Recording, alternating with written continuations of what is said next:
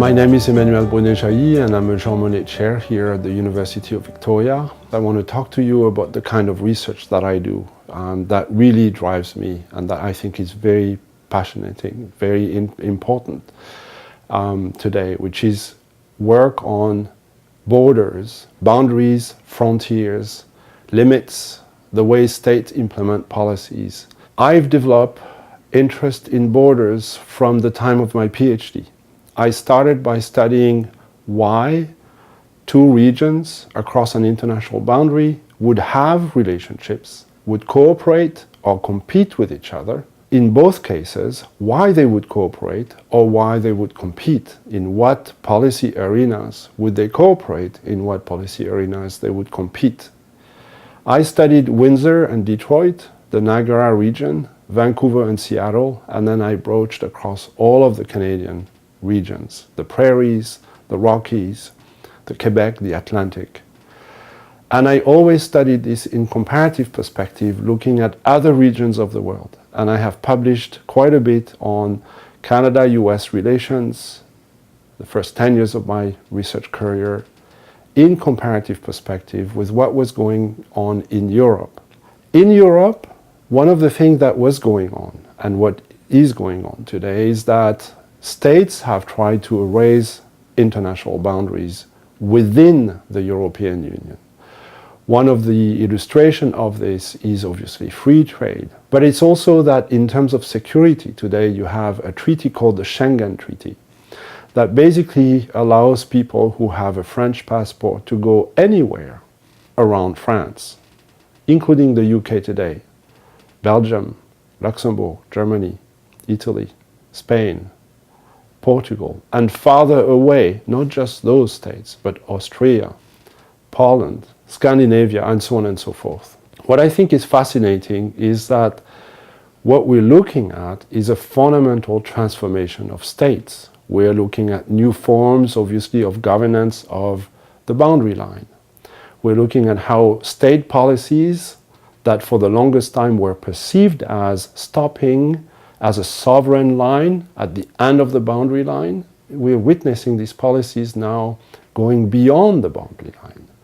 We're looking at states cooperating in areas of security through the Schengen Treaty, for instance, in Europe, and unifying, homogenizing, basically, border policies that have to do with crossing the sovereign boundary line. It's a very different kind of states, it's a very different kind of policies.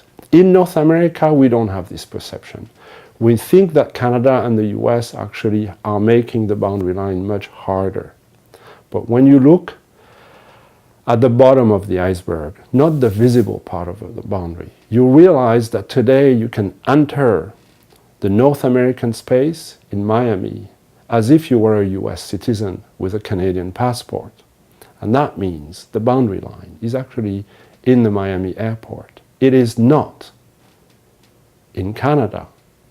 You enter the zone in Miami, change plane, and fly directly into Canada. And you have a similar example going the other way. So the point I'm trying to make here is that visible boundaries and non-visible boundaries are very different phenomena. We have to be aware of this. The visible boundaries are the ones that we've studied for the longest time. These are the borders, the boundaries that we have seen and that we have in our imaginary. We understand very well what those boundaries are. They started about 3,800 years ago, where the first treaties, the Treaty of Velter actually, between two Sumerian cities, set up and described the land that separated two cities for the purpose of protecting harvest. And we understand that that boundary line also is in some of the major religious texts, like the Old Testament.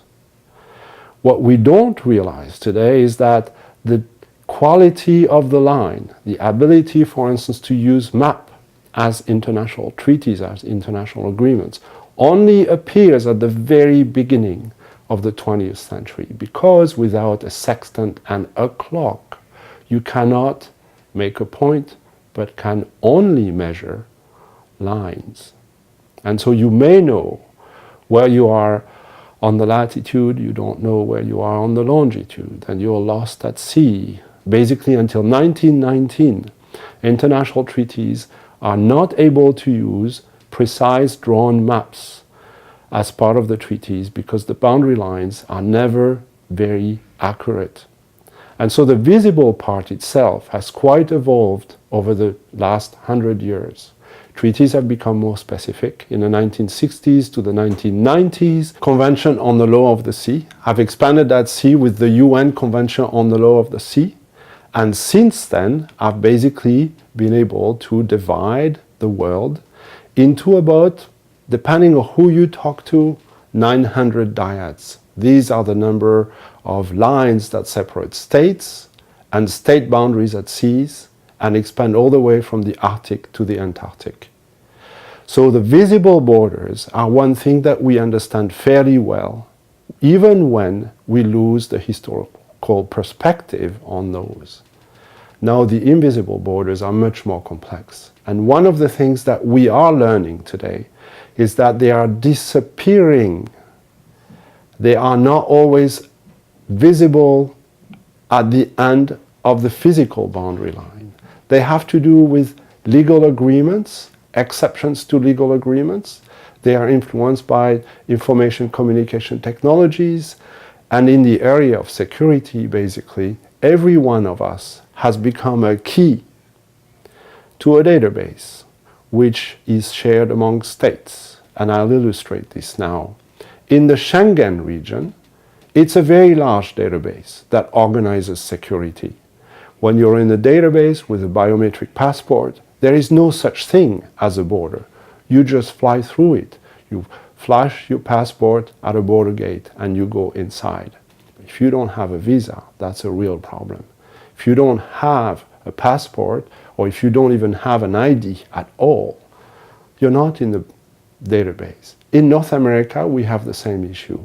We have databases between Canada and the US that share that same information and allow people to come in or not, allow people to come out or not. So invisible boundary lines have become more and more complex. And I can illustrate this further. Meat produced today in the middle of Manitoba can only be sold in Korea, Taiwan, and Japan.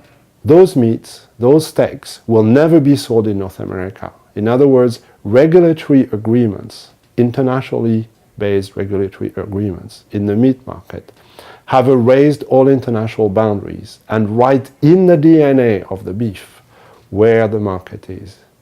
The boundary line is therefore written inside the DNA of the beef. In processed food, in electricity, we also observe that boundary lines have very different scales and have nothing to do with the Canadian state scale, for instance. Electricity market today in North America has one regulator. The boundary line is out at the periphery of Canada and the US. In the food processing market, it's the same thing. So these are the kind of things that drive me and I find really fascinating.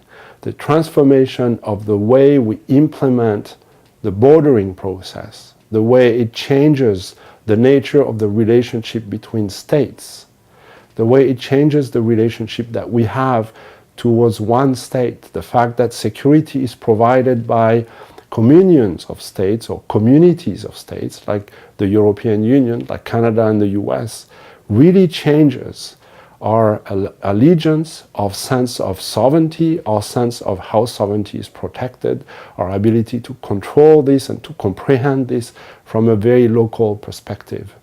People today don't feel as safe as they have for the longest time. Borders there have a major role to play. Changing the nature of borders from the visible and clearly visible borders to the invisible borders is therefore a fascinating study and I think changes our world. We have to understand it. Thank you very much.